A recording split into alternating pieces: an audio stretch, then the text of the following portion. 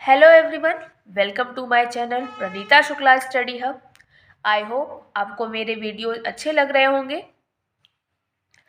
तो उसी एनर्जी के साथ मैं आपके सामने एक नया चैप्टर लेकर आई हूँ, इंग्लिश इन इंडिया। ये चैप्टर फोकस बुक से लिया है मैंने, क्लास 7 की बुक है। और ये चैप्टर काफ़ी इंफॉर्मेटिव है। जब आप इसको पढ़ेंगे तो आपको अच्छा लगेगा और इसके थ्रू आपको कई सारी इंफॉर्मेशन भी मिल जाएगी कि इंग्लिश इंडिया में कैसे आया और कैसे डेवलप हुई। तो चलिए स्टार्ट करते हैं। English reached India through the officers of the east India company. तो इंग्लिश इंडिया में कैसे आया? Through the officers of the east India company, east India company के ऑफिसर्स के थ्रू।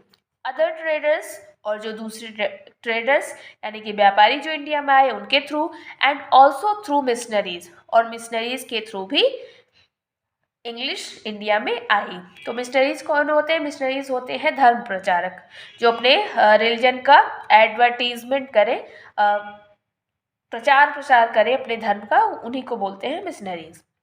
दो the British had been staying in the Indian subcontinent since 1600। हालांकि जो British था वो इंडियन सब कॉन्टिनेंट में 1600 से ही रह रहा था। And were gradually gaining political control, और क्या कर रहा था? पॉलिटिकल कंट्रोल गेन करने की कोशिश भी कर रहा था, मतलब धीरे धीरे वो कंट्रोल कर रहा था। It was only in 1835 that English officially became an important language for the local population. और 1835 में क्या था? इंग्लिश ऑफिशियल लैंग्वेज बन गई, ऑफिशियली यूज़ की जाने लगी। तो अब क्या था कि ये लोकल पॉपुलेशन यानी कि जो लोकल पब्लिक थी उनके लिए भी ये काफ़ी इंपॉर्टेंट लैंग्वेज हो गई, क्योंकि जब ऑफिशियली सारे काम इंग्लिश में होने लगे तो इंग्लिश जानना लोगों के लिए काफ़ी इंपॉर्टेंट हो गया। क्योंकि जॉब करते इंडियन पीपल ऑफिस वगैरह में, तो वो कैसे वर्क करते, तो इस वजह से उनको उनके लिए इंग्लिश जानना इम्पॉर्टेंट हो गया। It was in 1813 that the charter act passed. 1813 में चार्टर एक्ट पास किया गया by the British, granted funds to be used for the education of the Indian people, और इंडियन पीपल के एजुकेशन के लिए फंड भी ग्रांट किया गया। But there was a debate over what type of education should be encouraged, Oriental or Western. But उसमें एक problem थी, मतलब डिबेट था, चल रहा था, यानी कि डिबेट मतलब कह सकते हैं जैसे कि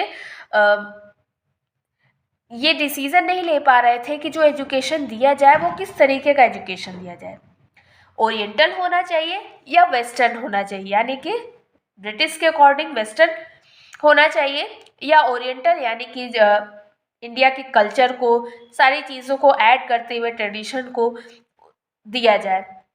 तो इन दोनों में क्या चल रहा था? डिबेट चल रहा था कि वेस्टर्न टाइप दिया जाए एजुकेशन को या oriental. Lord Macaulay's minutes of 1835 resolved the issue by promoting western literature and sciences.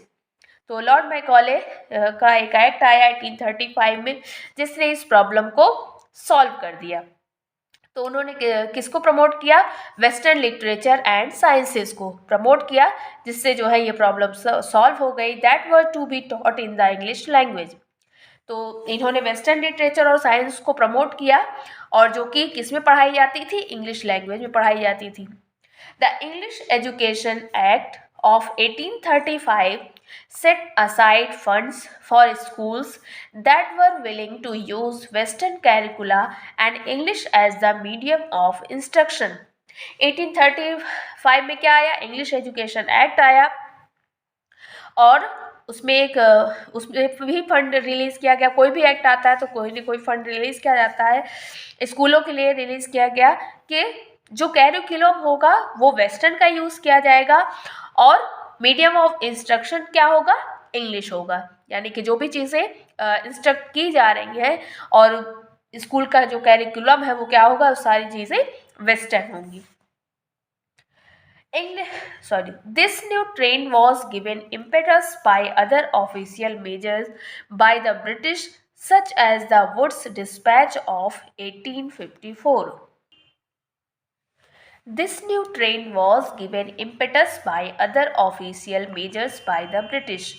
तो ये जो नया ट्रेंड आ गया था कि स्कूल का जो कैरिकुलम होगा वो वेस्टर्न होगा और मीडियम ऑफ इंस्ट्रक्शन इंग्लिश होगा, इस वजह से क्या हुआ, इंग्लिश की जो है स्पीड बढ़ने लगी, लोगों में सीखने की स्पीड बढ़ने लगी, उसको पढ़ाने की स्पीड बढ़ने लगी, उसको बढ़ावा देने की। तो उसके बाद फिर एक एक्ट आया, किसका आया, such as the Wood's dispatch of 1854 में वुड का डिस्पैच आया, ये भी एक एक्ट था जिसमें इंग्लिश को बढ़ावा दिया गया। This dispatch suggested that education in the mother tongue should continue at the primary level but English should be the medium of instruction at the higher levels. तो ये जो वुड का डिस्पैच था, एक्ट था, इसमें बताया गया, इसमें सजेस्ट किया गया कि प्राइमरी लेवल तक की जो एजुकेशन हो वो मदर टंग में ही की जानी चाहिए, but English should be the medium of instruction at the higher levels. लेकिन जब हायर लेवल्स की बात करेंगे तो वहाँ पे मीडियम ऑफ इंस्ट्रक्शन इंग्लिश होना चाहिए। तो इनके कहने का मतलब था कि प्राइमरी लेवल तक मदर टंग में ही सारी चीज़ें पढ़ाई जाए, उसके बाद हायर लेवल पर इंग्लिश ही जो है मीडियम ऑफ इंस्ट्रक्शन होना चाहिए। Following the directives of the dispatch, departments of education were instituted in many colleges. इसके बाद क्या हुआ फिर, तरह तरह के कॉलेज बनने लगे, इंस्टीट्यूट बनने लगे, जिससे जो है लोगों को ज़्यादा से ज़्यादा अच्छे से इंग्लिश सिखाई जा सके। इन 1857 universities were set up by the British in Calcutta, जो कि अब कोलकाता है, Bombay now Mumbai and Madras now Chennai. तो 1857 में यूनिवर्सिटीज सेट की गई ब्रिटिश के थ्रू, पर सबसे पहले कैलकाटा में, फिर बॉम्बे में और फिर मद्रास में।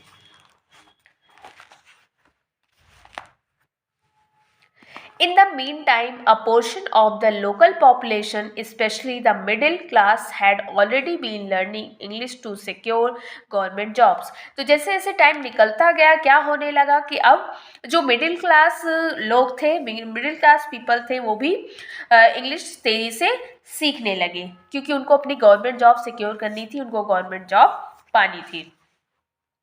Business was after all to be conducted in the language of the rulers of the country. और जो बिजनेस उस टाइम पे होते थे वो भी क्या होने लगे, इंग्लिश में ही होने लगे। ऐसा होता भी था कि जिसका रूल होता था किसी कंट्री पर, उसी की लैंग्वेज यूज़ की जाती थी बिजनेस में। तो ब्रिटिश थे तो इंग्लिश ही यूज़ होना था। Raja Ram Mohan Roy was specially vocal about the adoption of both British education and English. तो राजा राम मोहन रॉय जो कि एक सोशल रिफॉर्मर थे, उन्होंने दोनों लैंग्वेज को एडॉप्ट किया, यानी उन्होंने हिंदी को भी सपोर्ट किया, इंग्लिश को भी सपोर्ट किया। तो उनका जो सपोर्ट था वो क्या था, ब्रिटिश एजुकेशन एंड इंग्लिश, उन्होंने दोनों चीज़ों को सपोर्ट किया। दो his goal was social reform, हालांकि उनका जो गोल था, यानी कि एम था लाइफ का, वो क्या था, समाज को सुधारना, rather than better job opportunities. उनका जो मेन एम था वो था समाज को सुधारना, ना कि ये कि वो लोगों को जो है अच्छी जॉब अपॉर्चुनिटीज दिला पाएं। तो वो एजुकेशन के थ्रू बस लोगों को एक तरीके से जागरूक करना चाहते थे, जिससे लोग सही डिसीजन ले पाए कि उनको क्या चीज़ें करनी चाहिए और क्या नहीं करनी चाहिए, ना कि वो इसलिए एजुकेशन दिलाना चाहते थे जिससे लोगों को गवर्नमेंट जॉब मिल सके।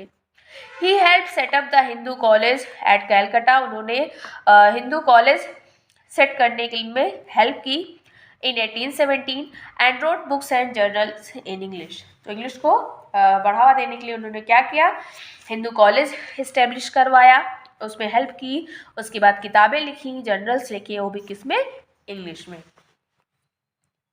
Other Indian writers of prose and verse around this time included Kashi Prasad Ghosh, Mohanlal, Hassan Ali, Michael Madhusudan Dutt and Henry Vivian Derozio.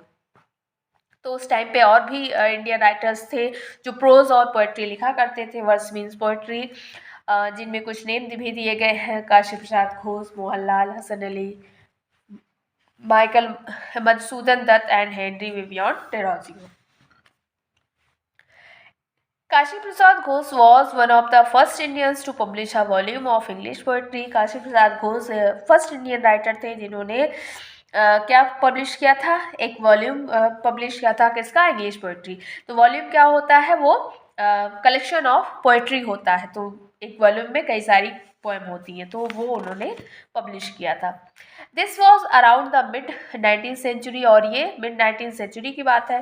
He also edited an English weekly, जो English weekly magazine वगैरह आते थे, उनको भी इन्होंने edit किया था। Michael Madhusudan Dutt wrote verse, prose and drama in English and Bengali with equal ease. Michael Madhusudan Dutt जो थे, उन्होंने पोएट्री लिखी, प्रोज लिखा, ड्रामा लिखा, इंग्लिश में उसी तरीके से लिखा जितना इजीली वो बंगाली में लिखते थे। His narrative poem the captive lady was published. उन्होंने एक नैरेटिव पोएम पब्लिश किया जिसका नाम था द कैप्टिव लेडी। तो नैरेटिव पोएम कौन सी होती है, एक ऐसी पोएम जो कोई ना कोई स्टोरी हमें बताए, तो उस पोएम को हम नैरेटिव पोएम कहते हैं। Around this time, the Dutts, known as Indo-Anglian literature's first family, came on the scene. और इसी टाइम के आसपास क्या था, दत्त की जो फैमिली थी उनको इंडो एंग्लियन कहा जाता था, जो कि लिटरेचर की फर्स्ट फैमिली थी जो उस टाइम पर दिख रही थी। तो आई होप आपको इतना क्लियर होगा। आगे का चैप्टर हम नेक्स्ट वीडियो में पढ़ेंगे। तब तक के लिए गुड बाय। उससे पहले मैं रिक्वेस्ट करना चाहूँगी, अगर आप मेरे चैनल पर नए हैं तो सब्सक्राइब ज़रूर करें, और अगर आपको ये वीडियो अच्छा लगता है तो लाइक करिए, शेयर करिए, और हाँ, बेल आइकन प्रेस करना ना भूलिएगा, जिससे हमारे वीडियोस के नोटिफिकेशंस आपको मिलते रहें। Okay, bye bye.